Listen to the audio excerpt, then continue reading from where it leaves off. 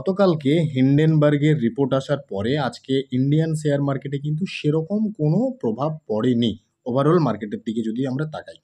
এবং আমাদের যে ইন্ডেক্স নিফটি ফিফটি, সেই নিফটি ফিফটি কিন্তু তার যে নিজস্ব ট্রেন্ড, সেই ট্রেন্ডেই কিন্তু রয়েছে।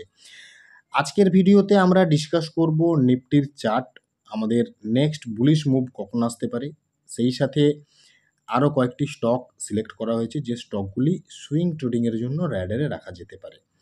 তার আগে যারা চ্যানেলে প্রথমবার ভিজিট করছেন অবশ্যই চ্যানেল সাবস্ক্রাইব করুন, বেল আইকন প্রেস করে দিন। আর একটা স্ট্যান্ডার্ড ডিসক্লেমার দিয়ে রাখি, এই ভিডিওটি এডুকেশনাল পারপাস শেয়ার করা হচ্ছে, এখানে কোনো রকমের রিকমেন্ডেশন দেওয়া হচ্ছে না, কাজেই নিজের ফিনান্সিয়াল অ্যাডভাইজারের সাথে কথা বলে তবেই ডিসিশন নেবেন। প্রথমে আসি নিফটি নিয়ে। আজকের দিনে নিফটিতে যে ক্যান্ডেলটি দেখলাম সেটা অনেকটা দোজি টাইপের, অর্থাৎ আমরা কনফিউজড কি হতে পারে, এখানে বায়াররা অ্যাক্টিভ না সেলাররা অ্যাক্টিভ সেটা কিন্তু বোঝা যাচ্ছে না। তো আমাদের কাছে যেটা ফার্দার বুলিশ মুভ আসার সম্ভাবনা রয়েছে সেটা হচ্ছে আজকের দিনের যে হাই নিফটি লাগিয়েছিল মোটামুটি 24,466 বা 24,470-এর কাছাকাছি, এর ওপরে নিফটি যখন ডেলি বেসিসে ক্লোজিং দেবে তখনই কিন্তু ফার্দার নিফটিতে আমরা বুলিশ মুভ দেখতে পেতে পারি। তাহলে 24,466-এর লেভেলটা কিন্তু খুব ভাইটাল আমাদের জন্য। এরপরে চলে আসবো স্টক যেগুলো র্যাডারে রাখা যেতে পারে। আজকের প্রথম স্টক আইনক্স গ্রিন এনার্জি। স্টকটিকে সিলেক্ট করার অনেকগুলি কারণ রয়েছে। আজকের দিনে প্রায় 12%-এর মতন মুভ দিয়েছে এবং একটা গুরুত্বপূর্ণ লেভেলের কাছে ক্লোজিং দিয়েছে। আমরা একটা ব্রেকআউট পেয়েছি আজকে এবং খুব সুন্দর ভলিউমের সাথে আমরা কিন্তু এখানে ব্রেকআউটটা পেয়েছি। এরপরে স্টকটিকে সিলেক্ট করার যেটা মেন কারণ সেটা হচ্ছে স্টকটি কিন্তু আপ ট্রেন্ড কন্টিনিউ করছে। আমরা যদি এই জায়গাতে একটা ট্রেন্ড লাইন ড্র করি তাহলে দেখতে পাচ্ছি এই ট্রেন্ড লাইনটি কিন্তু আইনক্স গ্রিনের জন্য খুব ভাইটাল, কারণ এখানে সাপোর্ট নেওয়ার পর থেকে আমরা দেখতে পাচ্ছি কন্টিনিউয়াসলি এই ট্রেন্ড লাইনেই স্টকটি সাপোর্ট নিচ্ছে। এরপরে যদি আমরা আরেকটা লেভেলের দিকে খেয়াল রাখি তাহলে বুঝতে পারবো এখানে যে তার প্রিভিয়াস রিজেকশন ছিল, অর্থাৎ 185 টাকার রিজেকশন, সেই রিজেকশনটাকে কিন্তু আজকের দিনে আমরা ব্রেকআউট দিতে দেখেছি খুব ভালো গ্রিন কালারের ক্যান্ডেলে এবং এখানে একটা ম্যাসিভ ভলিউম ক্রিয়েট করেছে। এই দুটো ট্রেন্ড লাইন ড্র করার পরে আমরা এখানে একটা প্যাটার্ন দেখতে পাচ্ছি। কীরকম প্যাটার্ন? এখানে অ্যাসেন্ডিং ট্রায়াঙ্গেল প্যাটার্নের মতন একটা প্যাটার্ন তৈরি হচ্ছে, অর্থাৎ এই যে ট্রেন্ড লাইন নিচের দিকে এবং ওপরের দিকের যে হরিজন্টাল লাইন, এই দুটোতে মিলিয়ে একটা অ্যাসেন্ডিং ট্রায়াঙ্গেল প্যাটার্ন তৈরি করেছে। তাহলে এই জায়গাটা আমরা পজিটিভ দেখতে পাচ্ছি। এছাড়া আরেকটা বিষয় যদি আমরা এখানে ভালো করে খেয়াল করি তাহলে ভালো বুঝতে পারবো, সেটা হচ্ছে আমরা যদি 50 EMA, 100 EMA এবং 200 EMAটাকে অ্যাপ্লাই করি, একটা খুব সুন্দর জিনিস আমরা দেখতে পাচ্ছি। স্টকটি কিন্তু 50 EMAকে খুব সুন্দর রেসপেক্ট করছে। রিসেন্টলি আমরা দেখেছিলাম এই জায়গাতে 50 EMAতে সাপোর্ট, এখানে 50 EMAতে সাপোর্ট, এখানে 50 EMAতে সাপোর্ট, এবং ফাইনালি আজকের দিনের যে ক্যান্ডেল এক্স্যাক্টলি 50 EMAর থেকেই সাপোর্ট নিয়ে ওপরের দিকে বাউন্স ব্যাক দিয়েছে। তাহলে আইনক্স গ্রিনে আমরা এতগুলো পজিটিভ দিক দেখতে পেলাম। এরপরে আসি এন্ট্রির জায়গা কোথায় হতে পারে। আমাদেরকে প্রথমেই যেটা মাথায় রাখতে হবে, আজকের দিনে কিন্তু আইনক্স গ্রিন 12%-এর কাছাকাছি মুভ অলরেডি দিয়ে ফেলেছে। তো এখানে একটা প্রফিট বুকিং আসার সম্ভাবনা রয়েছে। যদি দেখা যায় এখানে গ্যাপ আপ ওপেনিং বা ফ্ল্যাট ওপেনিং হলো, তারপরে একটু ওপরে গেল, ওপরে যাওয়ার পরে নিচে চলে আসলো, অর্থাৎ প্রফিট বুকিং এলো, সেক্ষেত্রে প্রফিট বুকিং যখন আসবে, পুল ব্যাক যখন আসবে, কতটা নিচে আসছে সেটা দেখে নিতে হবে। যে জায়গাতে বাউন্স ব্যাক নেবে বা কনসলিডেশন করবে পুল ব্যাক করতে এসে, সেই জায়গাটা একটা বাইং জোন হতে পারে এবং এই জায়গার থেকে কিন্তু একটা ভালো মুভ আবার আসার সম্ভাবনা থাকবে। তাহলে এটা হলো প্ল্যান এ। এরপরে প্ল্যান বি কী হবে? প্ল্যান বি হচ্ছে আজকের দিনের যে হাই স্টকটি লাগিয়েছে, এই হাইয়ের ওপরে যদি আবার ধীরে ধীরে যেতে শুরু করে, সেক্ষেত্রে 15 মিনিটের চার্ট ধরে এখানে কিন্তু ইন্ট্রাডে বেসিসে বা সুইং ট্রেডিংয়ের বেসিসে একটা সুযোগ নেওয়া যেতে পারে। আইনক্স গ্রিন এনার্জি আমাদের র্যাডারে থাকছে ফর সুইং ট্রেডিং। নেক্সট আসি রেল সেক্টরের একটি খুব ভালো স্টক টেক্সরেল আজকে 4.5% কাছাকাছি আমাদেরকে মুভ দিয়েছে। আমরা স্টকটি এর আগে ডিসকাস করেছিলাম চ্যানেলে, এখানে রাউন্ডিং বটম বানিয়েছিল, সেই রাউন্ডিং বটমের ব্রেকআউট দিল, ব্রেকআউট দেওয়ার পরে খুব সুন্দর র্যালি কিন্তু আমরা টেক্সরেল থেকে পেয়েছিলাম।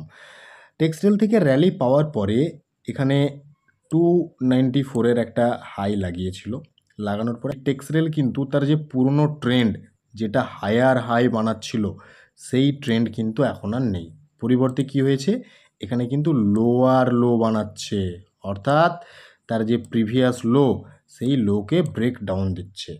তো তারপরেও টেক্সরেলকে সিলেক্ট করার কারণ কি? সিলেক্ট করার যেটা মেন কারণ, প্রথমেই আমরা 50 ইএমএটাকে অ্যাপ্লাই করব। 50 ইএমএটাকে অ্যাপ্লাই করলে আমরা কি দেখতে পাচ্ছি, এখানে খুব সুন্দর একটা সিনারিও আমরা এখানে কিন্তু দেখতে পাচ্ছি। সেটা হচ্ছে এখানে লোয়ার লো বানানোর সময় এক্স্যাক্টলি 50 ইএমএর কাছেই কিন্তু সাপোর্ট নিয়েছে, এবং লাস্ট 3টে ক্যান্ডেলকে যদি আমরা এখানে দেখি, 50 ইএমএতেই সাপোর্ট নিয়েছে। আজকের দিনে 50 ইএমএতে সাপোর্ট নিয়ে কিন্তু এই গ্রিন কালারের ক্যান্ডেলটি বানিয়েছে। তো 50 ইএমএর যে সাপোর্ট, এটা কিন্তু খুব স্ট্রং সাপোর্ট। এই 3টি ক্যান্ডেল কিন্তু মোটামুটি সেরকমই সিগন্যাল দিচ্ছে। এরপর আরেকটা জায়গা আমাদেরকে প্রথমে মার্ক করে নিতে হবে, সেটা হচ্ছে কোথায়? সেটা হচ্ছে এই রিসেন্ট স্টকটি এই জায়গার মধ্যে কিন্তু অনেকবার রিজেকশন পেয়েছে, অর্থাৎ এই জায়গাটাকে কিন্তু ব্রেকআউট দিতে পারেনি। সেটা কত? 257। তো যেহেতু স্টকটি এখানে প্রায় 5-6 দিন কাটিয়েছে, একটা বেস তৈরি করার চেষ্টা করছে, যদি আমরা দেখি এই 257-এর ওপরে একটা ভালো গ্রিন কালারের ক্যান্ডেলের ক্লোজিং, এবং নিচে যদি আমরা ভলিউমকে ইনক্রিজ হতে দেখি, তাহলে কিন্তু এই জায়গাটা যে টেক্সরেল বটম বানিয়ে ফেলেছে, এটা ধরা যেতে পারে। কিন্তু অবশ্যই 257-এর ওপরে ডেলি ক্যান্ডেলে ক্লোজিং চাই, তবেই হবে। কাজেই এই জায়গাতে এন্ট্রির জায়গা যদি আসে, সেটা হচ্ছে 257-এর ওপরে যখন ডেলি ক্যান্ডেলে ক্লোজিং পাওয়া যাবে, তখনই ফার্দার এখানে এন্ট্রির কথা চিন্তাভাবনা করা যেতে পারে। তাহলে টেক্সরেল ওয়াচ লিস্টে রাখা যেতে পারে। এবং সবার শেষে আজকে যে স্টকটি নিয়ে কথা বলবো, সেটি হলো সিএসসি। এই স্টকটিকে সিলেক্ট করার যেটা মেন কারণ, সেটা হচ্ছে স্টকটির মেন ট্রেন্ড কিন্তু আপ ট্রেন্ড। আমরা যদি এই জায়গাটা একটু ভালো করে খেয়াল করি, দেখতে পাচ্ছি এখানে কিন্তু হায়ার হাই লাগাচ্ছিল, তারপর এখানে একটা পতন দেখা গেল, তার যে প্রিভিয়াস লো ছিল, সেই লোকে ব্রেক ডাউন দিল, কিন্তু ক্লোজিং দিল ওপরে গিয়ে। সেই সাথে আবার এই জায়গাতে যখন আমরা দেখলাম, এখানে তার প্রিভিয়াস যে লো ছিল, সেই লোটাকে কিন্তু ব্রেকডাউন দেয়নি, অর্থাৎ এই জায়গাতে কিন্তু একটা সাপোর্টের জায়গা ভালো রকমের তৈরি হয়েছে। কাজেই এই জায়গাটা পজিটিভ দেখা গেল। এছাড়াও আরেকটা বিষয় যদি আমরা একটু ভালো করে খেয়াল করি, তাহলে ভালো বুঝতে পারবো। সেটা হচ্ছে আমরা যদি 21 ডে ইএমএটাকে এখানে অ্যাপ্লাই করি, অ্যাপ্লাই করার পরে একটা জিনিস আমরা দেখতে পাচ্ছি, 21 ডে ইএমএর যে হাই, সেটাকে ব্রেকডাউন দিয়েছিল, এবং তার যে লোতে কিন্তু বারে বারে সাপোর্ট নিচ্ছিল স্টকটি, অর্থাৎ এই জায়গাতে। তো আজকের দিনে আমরা দেখলাম 21 ডে ইএমএর যে হাই, সেই হাইটাকে কিন্তু এখানে ব্রেকআউট দিয়েছে। এটা একটা পজিটিভ দিক। এখন সিএসসিতে যদি আমরা এন্ট্রির কথা চিন্তাভাবনা করি, তাহলে যেটা প্রথমেই মাথায় রাখতে হবে, সেটা হচ্ছে ইনস্ট্যান্ট এন্ট্রির কথা চিন্তাভাবনা করলে একটা স্ট্রিক্ট এসএল কিন্তু এখানে কনসিডার করা উচিত।